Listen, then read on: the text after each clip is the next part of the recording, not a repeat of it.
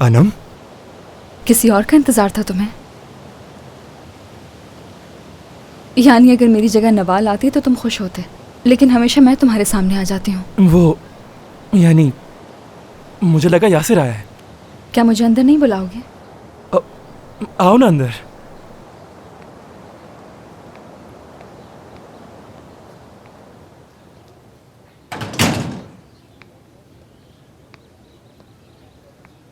कुछ चीज़ें कभी नहीं बदलती, हमेशा चीज़ें ऐसी बिखरी हुई होती हैं।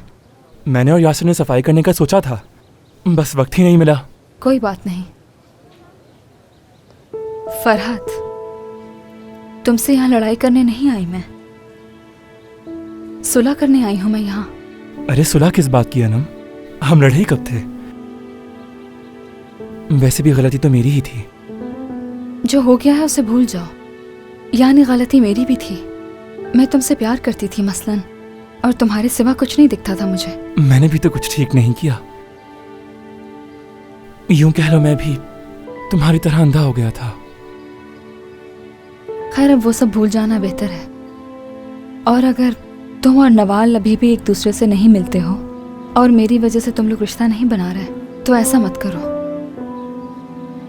मैं तुम दोनों को कभी भी दुखी नहीं देखना चाहती फरहत। अनम,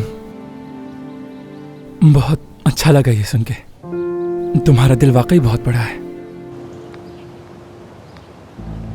खैर तो है भाईजान, कहीं ऐसा तो नहीं अब मेरे घर वाले मुझे लेने आ गए? क्या मतलब? अरे मेरा मतलब है कि इतनी बड़ी गाड़ी लेकर आप यहाँ क्यों आए हैं? अनम साहिबा को लेकर आया हूँ। वाह, अनम साहिबा? हाँ, कहीं ये दोनों फिर से? नहीं, ये नहीं हो सकता। लेकिन अगर फरहत ने उसे बुलाया तो वो दौड़ी चली आएगी। कितनी देर से आई हुई है? 5 मिनट ही हुए हैं अभी। अच्छा ऐसा है।